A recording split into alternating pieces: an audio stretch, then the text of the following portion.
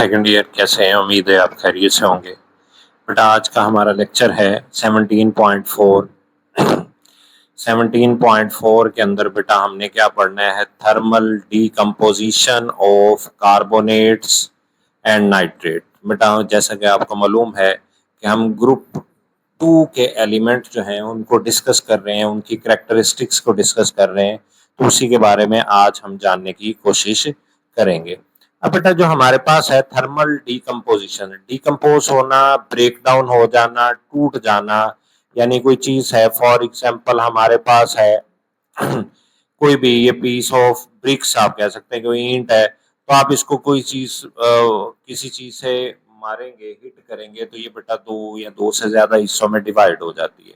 तो इसी तरह बेटा जो कंपाउंड होते हैं उसको बेटा हम क्या करते हैं? थर्मल थर्मल हीट यानी हीट प्रोवाइड करेंगे। थर्म से निकला है, हीट प्रोवाइड करेंगे, तो थर्मल की वजह से यानी हीट की वजह से ये बेटा हमारे पास हीट की वजह से डीकम्पोजिशन का मतलब हो जाता है ब्रेक डाउन हो जाना, टूट जाना, किसके अंदर बेटा एक से ज्यादा हिस्सों में चले जाना, दो हो सकते हैं, दो से ज्यादा पार्ट हो जाते हैं, तो उसमें ब्रेक डाउन होना, ये बेटा हमारे पास क्या कहलाता है? थर्मल डीकम्पोजिशन कहलाता है। अब बेटा हमारे पास क्या कहता है कि thermal decomposition is a chemical reaction where a single compound break down into two or more simpler substances when heated। जब इसको हीट किया जाता है तो ये बेटा हमारे पास क्या हो जाता है? ब्रेक डाउन हो जाता है। अब जब हीट करेंगे तो हम एनर्जी सिस्टम को यानी इसको प्रोवाइड करेंगे, तो इसके लिए बेटा एनर्जी रिक्वायर्ड होती है, तो वो हमारे पास क्या कहलाता है? एंडोथर्मिक प्रोसेस कहलाता है।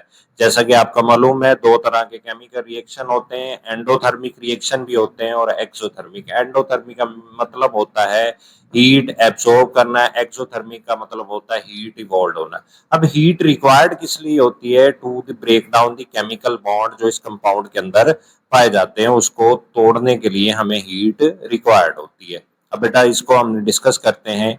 ये मैंने आपके सामने इनकी डायग्राम बनाई है।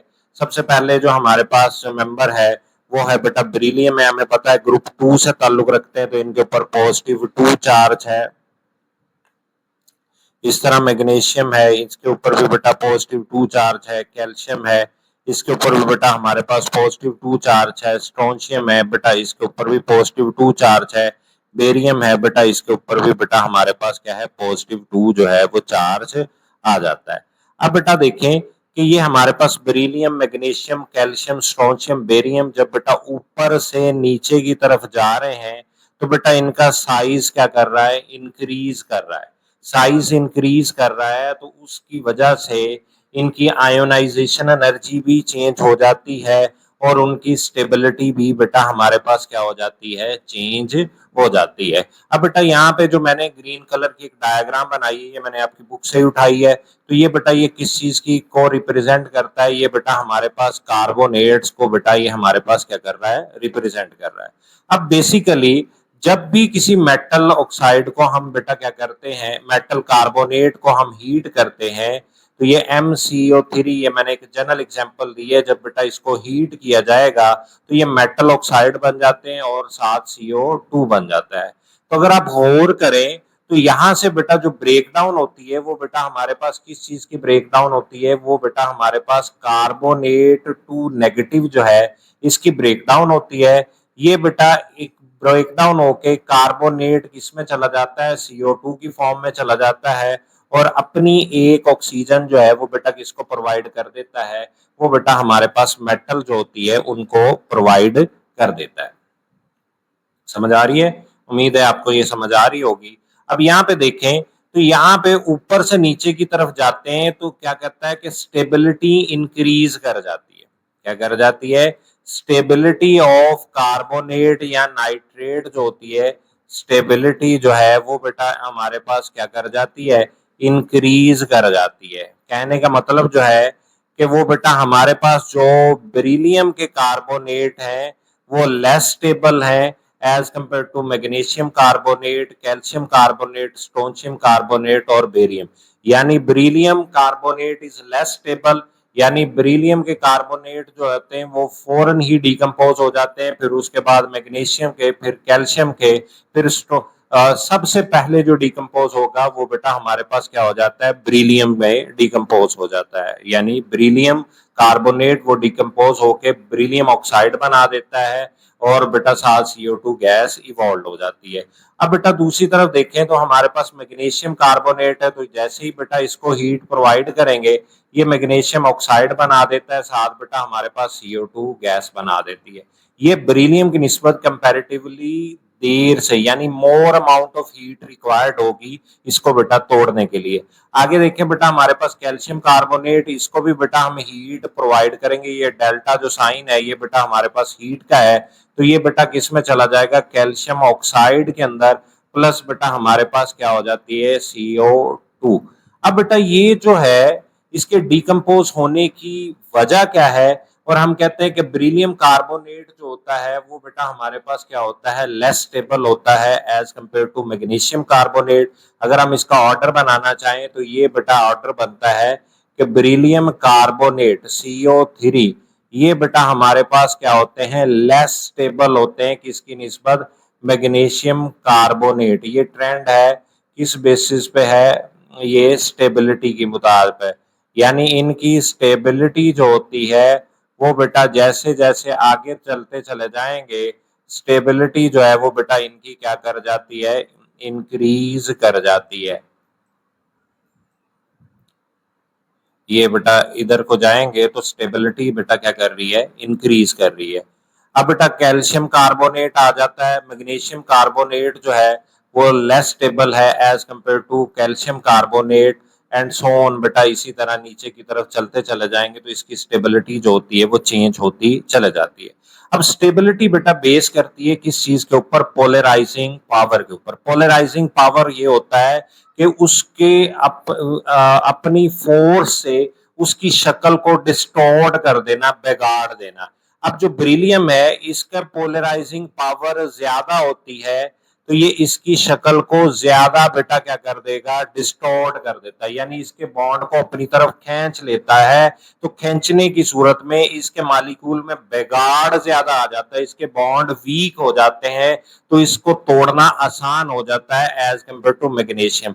अब मैग्नीशियम भी इसके स्ट्रक्चर को बेटा डिस्टॉर्ट करता है, लेकिन बेटा बेरिलियम की निस्बत कम। क्यों बेरिलियम की पोलराइजिंग पावर ज्यादा है, क्योंकि बेटा इसका साइज स्मॉलर है, इसका न्यूक्लियर चार्ज ज्यादा है और इसमें शील्डिंग इफेक्ट ना होने के बराबर होता है। ऊपर से नीचे की तरफ जाते हैं शेल इंक्रीज कर जाते हैं, अफेक्टिव न्यूक्लियर चार्ज जो होता है वो डिक्रीज कर जाता है due to presence of inner electron, या हम कह सकते हैं शील्डिंग इफेक्ट की वजह से। तो इसका जो डिस्टॉर्शन है, ये जो डॉटेड लाइन है ये बेटा हमारे पास जो है बुक के मुताबिक एक्चुअल लाइन है, लेकिन आपने यहाँ पे समझें कि ये जो ग्रीन कलर है ये उसका एक्चुअल मॉलिक्यूल था, उसको कितना बिगाड़ दिया, यानी डिस्टोर कर दिया। बेरिलियम में उससे ज्यादा, सबसे ज्यादा, मैग्नीशियम ने उससे कम, कैल्शियम बेटा उससे कम डिस्टोर्ट करता है, फिर बेटा हमारे पास स्ट्रोंशियम उससे कम और बेरियम उससे भी कम क्या कर देता है, डिस्टोर्ट कर देता है। पोलराइजिंग पावर क्या होती है, टेंडेंसी टू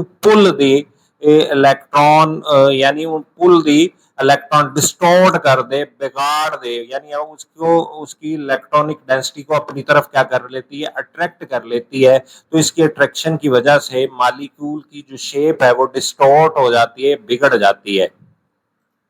यहाँ पे देखें बेटा हमारे पास कहता है thermal decomposition is very useful for understanding analysing the group 2 carbonates and nitrate. यहाँ पे बेटा हम बेटा जैसे देखेंगे यहाँ पे ग्रुप 2 के जो कार्बोनेट्स हैं, यानी उसमें वो कहता है डिकम्पोज हो जाते हैं on heating to form metal oxide बना देते हैं, और साथ कार्बन डाइऑक्साइड गैस वो हमारे पास क्या करते हैं, बना देते हैं।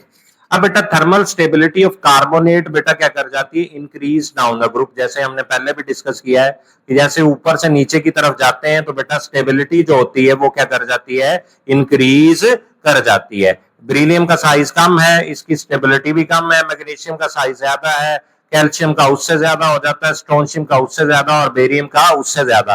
तो इसी तरह बेटा उनकी स्टेबिलिटी भी जो होती है वो क्या हो जाती है, ऊपर से नीचे यानी टॉप टू बॉटम जाते हैं तो वो बेटा इंक्रीज होती चले जाती है। उसमें उसने कहा है कि बेरिलियम कार्बोनेट जो होता है वो decompose at lower temperature than magnesium. उसकी वजह क्या है कि बेटा बेरिलियम कार्बोनेट BeCO3 तो ये बेटा लेस स्टेबल है। तो जो चीज लेस स्टेबल होती है तो उसको माइनर से ही हीट प्रोवाइड करे तो वो फौरन उस फॉर्म में चले जाती है जिसमें वो ज्यादा स्टेबल है। तो बेरिलियम कार्बोनेट जो होता है वो लेस स्टेबल है as compare to beryllium oxide, तो ये फौरन ही अपनी लेस स्टेबल पोजीशन से मोर स्टेबल फॉर्म में चले जाती है। इसी तरह आप देखें मैग्नीशियम कार्बोनेट है तो उसको हीट करेंगे तो वो उस बेरिलियम से बाद में, यानी बेरिलियम अगर कम टेम्परेचर पे डिकम्पोज हो रहा है बेरिलियम कार्बोनेट, तो मैग्नीशियम जो है वो उससे ज्यादा टेम्परेचर पे डिकम्पोज होगा और कैल्शियम उससे ज्यादा। और जैसे हम एंड वाले मेंबर पे चले जाएंगे बेरियम पे, तो बेरियम का साइज सबसे ज्यादा हो जाता है और उसकी डिकम्पोजिशन भी बेटा उसी तरह से वो लेट होती है, यानी उसको मोर टेम्परेचर जो है वो रिक्वायर्ड होता है। यहाँ पे देखें beryllium carbonate required highest temperature to decompose. अब यहाँ पे डायग्राम देखेंगे, मैंने पहले भी डिस्कस किया है, ये जो डॉटेड लाइन है यहाँ पे आपकी बुक के अंदर, ये बेटा उसकी शेप है ओरिजिनल और ग्रीन जो कलर है ये डिस्टॉर्शन है। वो किस वजह से हुआ है? ये इनके पॉजिटिव टू चार्ज की वजह से। अब ये देखें कि ये सेकंड वाला मेंबर है और लास्ट मेंबर है, इसमें डिस्टॉर्शन ना होने के बराबर है। तो ये डिस्टॉर्शन किस वजह से होती है? पोलराइजिंग पावर के ऊपर। तो ये जो ऊपर वाली रीजन है वो कहता है कि the above discussed trend is due to size of M2 positive ion। एक तो साइज पे कैटाइन पे डिपेंड कर रहा है।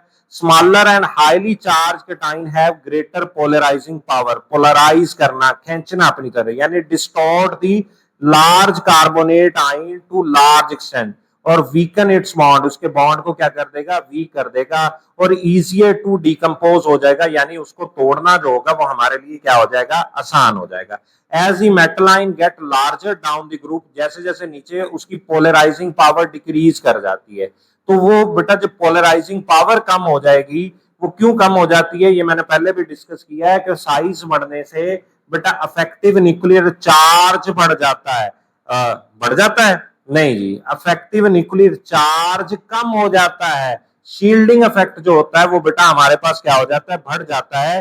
तो leading more stable carbonate that require more heat for decomposition, यानी जो ज्यादा स्टेबल होगा उसको अनस्टेबलाइज करने के लिए हमें ज्यादा एनर्जी जो है वो लगाना पड़ती है।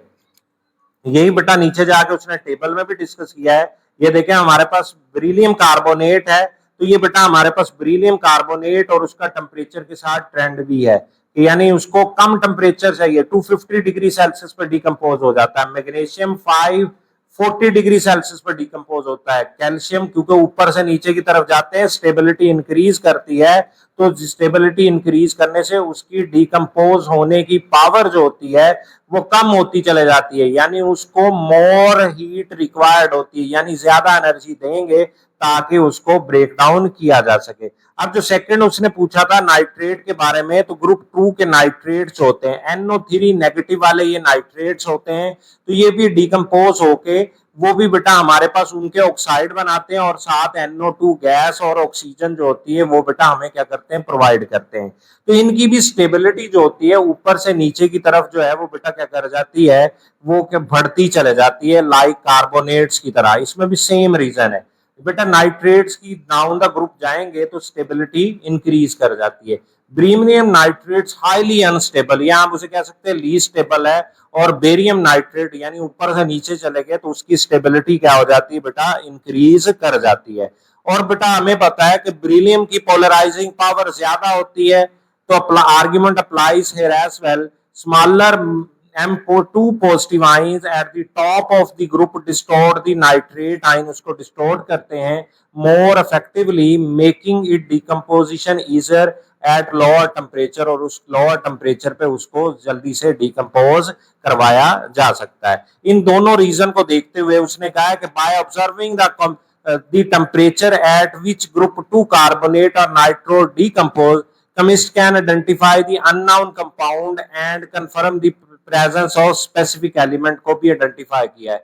The decomposition pattern understand ionic size का क्या इफेक्ट होता है, चार्ज डेंसिटी का क्या इफेक्ट होता है, और उसकी थर्मल स्टेबिलिटी का, जो यहाँ पे अभी टेबल में हमने डिस्कस किया है। उम्मीद है आपको ये कॉन्सेप्ट समझ में आया होगा। इसके क्विक चेक नेक्स्ट लेक्चर में हम डिस्कस करेंगे डिटेल के साथ। देखते रहिए मेरे चैनल को। अगर आप नए हैं, लाइक करें, सब्सक्राइब करें और शेयर करें। Thank you so much. Allah Hafiz.